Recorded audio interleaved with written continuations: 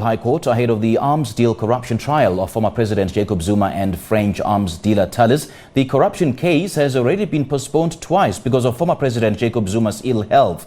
Zuma and Thales are facing charges of corruption, racketeering and money laundering in connection with the 1999 arms deal. It remains unclear whether the former president, who was released on medical parole earlier this month, will be present in court. Our reporter Ayanda Mhlongo is there. Ayanda, a very good morning to you. Thank you so much for joining us. Any more developments to the case? Yeah, very good morning to you, Simphiwe, and good morning to our viewers once again. Well, just a few minutes ago, we saw the arrival of former President Jacob Zuma's defense team led by Advocate Dali Mpofu, as well as Advocate Thabani Masuku and his attorney, Mr. Mondli Thuseni, not wanting, of course, to comment or say anything to the members of the media. Earlier on, I did also indicate to Simphiwe and our viewers that we saw, surprisingly, the arrival of the outgoing National Commissioner of Correctional Services, Mr. Arthur Fraser, and he was accompanied by Advocate Mozi Sikhakhane. Now, to speak about what they, his presence being here at the Pietermaritzburg High Court, we now have the spokesperson for the Department of Correctional Services, Mr. Singabako Nxumalo. Mr. Nxumalo, always a pleasure chatting to you. Thanks very much for your time. Let me just shoot straight. We see Mr. Arthur Fraser here. Why is he part of today's proceedings? A very good morning. Indeed, we can confirm that Ms. Arthur Fraser, who's the National Commissioner for Correctional Services, Mr. Tombeni, who's the Acting Regional Commissioner for KwaZulu-Natal, and Ms. Hateb, who's the head of Escort Correctional Facility, have all been subpoenaed to be present here in court today by the NPA, hence their presence here. And of course, I would presume, Mr. Nxumalo, that is linked to the fact that former President Jacob Zuma did fall ill while he was still in the custody of the Department of Correctional Services. The subpoena does raise quite a number of areas of interest, but what I can state is that it centers around us access to medical records for the former president, Mr. Jacob Zuma. Hence, then we needed to be here today. And then, but what is slightly, a bit of a challenge is that medical records are private, confidential, but we'll hear from the court what needs to happen in that particular regard.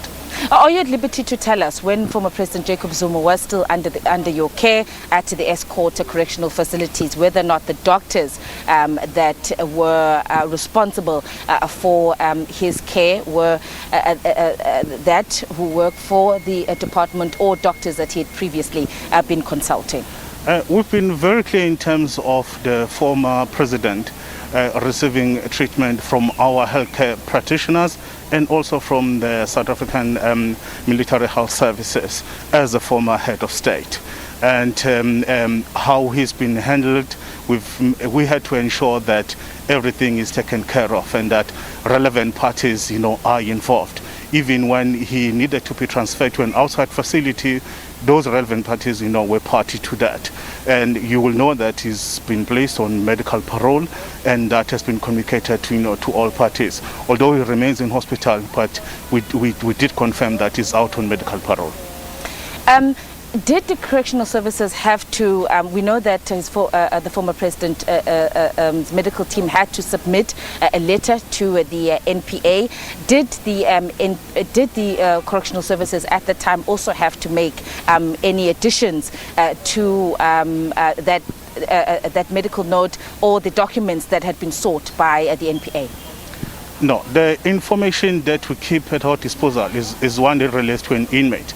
But if, let's say, we're asked to share certain details or whatever record, we need to follow certain procedures. If that detail is confidential and must be treated as private, unfortunately we cannot, unless then we're ordered by a court to say, make this information available. But there are also certain procedures that must be followed, because I think even in the Constitution it does state under which circumstances such information can be made available. I think every citizen deserves some degree of privacy.